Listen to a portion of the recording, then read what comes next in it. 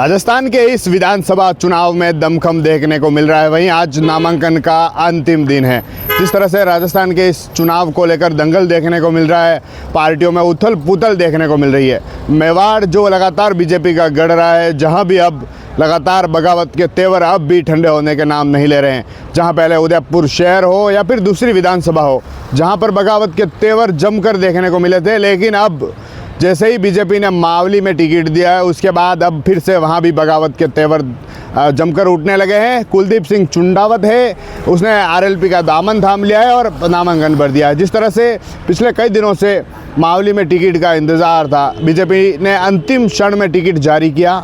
जैसे ही टिकट मिला तो कुलदीप सिंह के समर्थक हैं, वह जमकर नारेबाजी करते हुए कुलदीप सिंह के घर पर जमा हुए और उन्हें कहा कि हम समर्थन करते हैं, आप फॉर्म भरिए। कुलदीप सिंह ने आज अपने समर्थकों के साथ आरएलपी का दुपट्टा पहना और दुपट्टा पहनकर नामांकन भर दिया है। और अब कहने लगे हैं कि जिस तरह से बीजेपी में रहे, पहले बीजेपी पर बातें करने लगे, लेकिन अब बीजेपी पर आरोप लगाते हुए कहा है कि उनके साथ बीजेपी ने धोखा किया है। जिस तरह से पहले सीपी जोशी और बीजेपी के बड़े आलाकमान कहा करते थे कि आपको दिल्ली और जयपुर में जाने की ज़रूरत नहीं है, क्योंकि पार्टी ने सर्वे करवाया है, सर्वे के आधार पर टिकट बांटे गए हैं। लेकिन धरातल पर ऐसा नहीं हुआ है। टिकट ऐसे व्यक्ति को दिया है जिसे कोई पहचानता नहीं। हालांकि बीजेपी ने कृष्ण गोपाल पालीवाल है जिसे टिकट दिया है।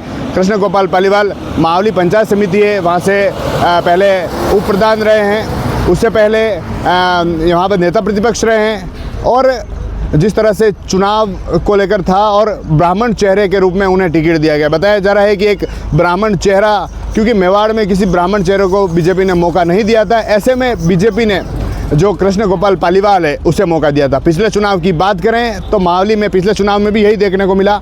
कांग्रेस ने पुष्कर डांगी को टिकट दिया, बीजेपी ने धर्मनारायण जोशी को टिकट दिया। एक ब्राह्मण चेहरा जो बीजेपी को चाहिए था। बीजेपी के जो धर्मनारायण जोशी थे उस समय वह काफ़ी वोटों से जीते थे, लेकिन धर्मनारायण जोशी की मावली विधानसभा में लोगों के प्रति नाराज़गी देखी गई।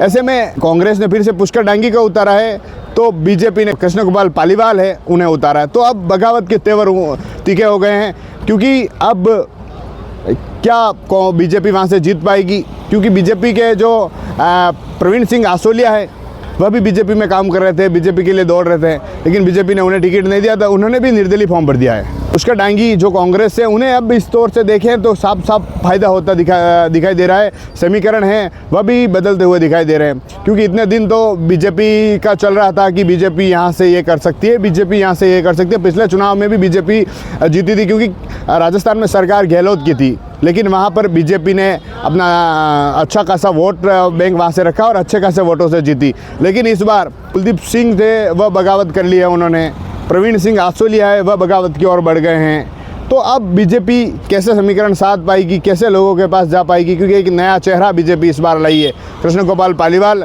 जो साकरोदा के हाल ही में जो पंचायत है वहाँ के सरपंच है, उन्हें मौका दिया है।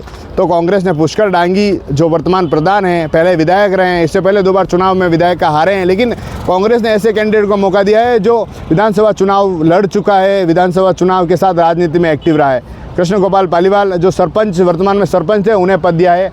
वो बताया जा रहा है कि एक ब्राह्मण चेहरा है और सीपी जोशी के नज़दीकी हैं। ऐसे में अब चर्चा मावली की तेज़ हो गई है। क्या कुलदीप सिंह चुनाव जीत पाएंगे, क्या जो कृष्ण गोपाल पालीवाल है वह चुनाव जीत पाएंगे? हर किसी के मन में यही चल रहा है, कैसे क्या होगा।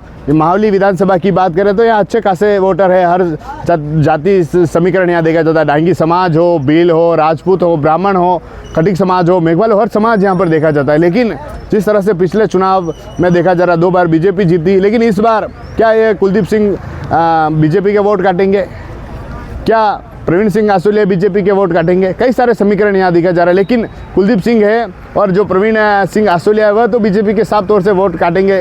प्रवीण सिंह आसोलिया के साथ कुलदीप सिंह है, उनके साथ एक राजपूत समाज बड़ा जुटा हुआ है, पूरा राजपूत समाज वहाँ देखा जा रहा है। लेकिन जैसे ही मंच पर सभा हुई, कुलदीप सिंह को आरएलपी का दुपट्टा पहनाया गया, तो साफ हो गया कुलदीप सिंह ने आरएलपी का दुपट्टा पहन लिया और बता भी दिया उन्होंने मंच के माध्यम से कि उनकी बोतल का निशान है और बोतल पर अपन चुनाव लड़ेंगे। तो क्या यह रणनीति चुनाव के लिए हो पाएगी? क्या बीजेपी बीजेपी को लेकर के कयास है कि पिछले कई से दावेदार जो बीजेपी में जुटे हुए थे, दलीचंद दांगी हो, गगन सिंह राव हो, कुलदीप सिंह हो, प्रवीण सिंह हो, दिनेश कावड़िया हो, ऐसे कई सारे दावेदार जो बीजेपी के लिए जुटे हुए थे कि पार्टी उन्हें टिकट देगी। लेकिन जैसे ही बीजेपी का नाम आया, कृष्ण गोपाल पालीवाल का आया, इससे पहले सीपी जोशी जो प्रदेशाध्यक्ष है उनके नाम के कयास भी थे।